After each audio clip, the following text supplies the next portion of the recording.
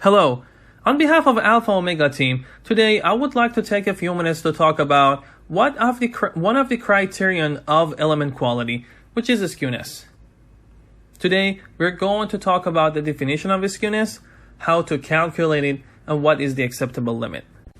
First, let's talk about the definition and see what does skewness represent. Skewness is one of the primary quality measures for a mesh. Skewness determines how close to ideal equilateral or equiangular a face or cell is. For example, on the left side, you see an equilateral triangle and equiangular quad, which are in perfect shape based on skewness measurement. And on the right side, we have a highly skewed triangle and a highly skewed quad. Now, according to the definition of skewness, a value of 0 indicates an equilateral cell, which means the best, and a value of 1 indicates a completely degenerate cell, which means the worst. Degenerate cells are characterized by nodes that are nearly coplanar or collinear in 2D. Highly skewed faces and cells are unacceptable because the equations being solved assume that the cells are relatively equilateral or equiangular. Two methods for measuring skewness are: number 1, based on the equilateral volume, applies only to triangles and tetrahedra. And number 2, based on the deviation from a normalized equilateral angle, this method applies to all cell face shapes, including pyramids and prisms. Now, let's go ahead and see how can we calculate skewness. Equilateral volume-based skewness. In the equilateral volume deviation method, skewness is defined as optimal cell size minus cell size over optimal cell size, where the optimal cell size is the size of an equilateral cell with the same circumradius. In this picture, you can see the actual cell is shown by blue color, and the optimal or equilateral cell is shown by green color, and the black dot is representing circumcircle. Note, the equilateral volume-based skewness quality metric applies to any mesh element that includes a triangular face.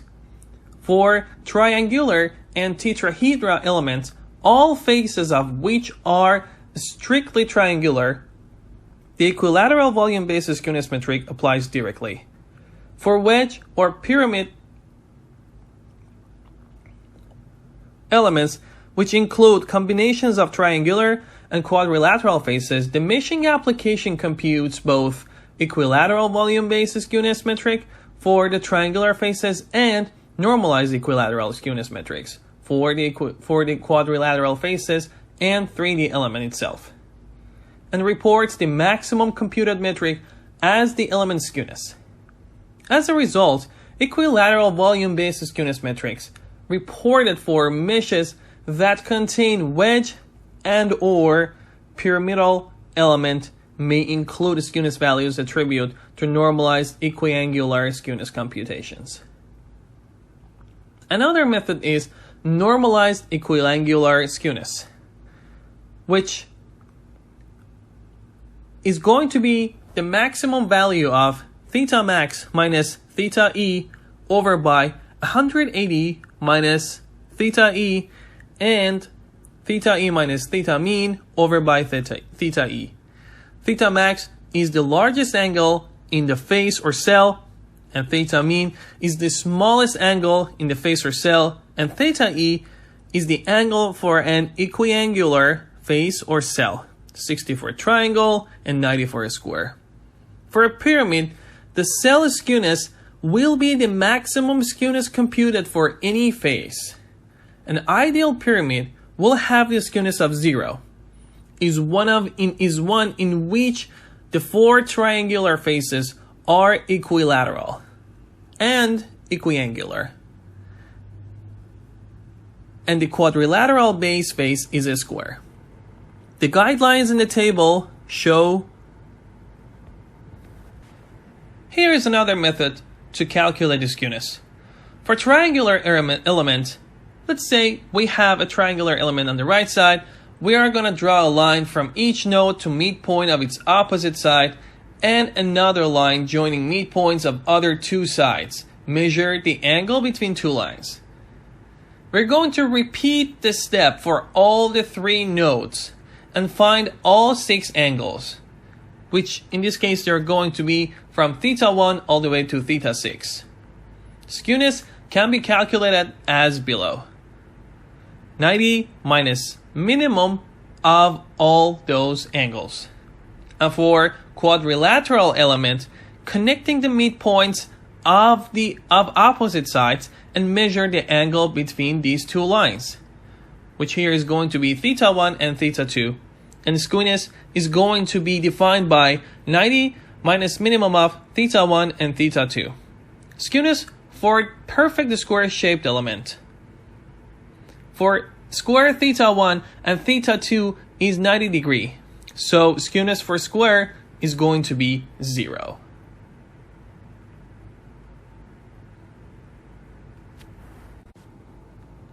Here are the recommended skewness values based on Ansys help. So if we have value 1 for skewness, then the cell quality will be degenerate. Between 0.9 and 1, it's going to be bad. Between 0.75 and 0.9 is going to be poor. Between 0.5 and 0.75 is fair. And between 0.25 and 0.5 is good. And between 0 and 25 is excellent. And 0 is representing equilateral. As a rule of thumb, let's keep a skewness less than 0.5. Of course, this 0.5 can be different based on your simulation. If you are simulating in Fluent or Ansys Mechanical or other software, this acceptable limit or recommended limit will be different. But as a rule of thumb, 0.5 is a good number to keep our skewness less than that. Also, we gotta make sure we are avoiding having more than 0.5 in the areas of interest, because either it's going to make our results not valid or it may cause some issues for our run to go through.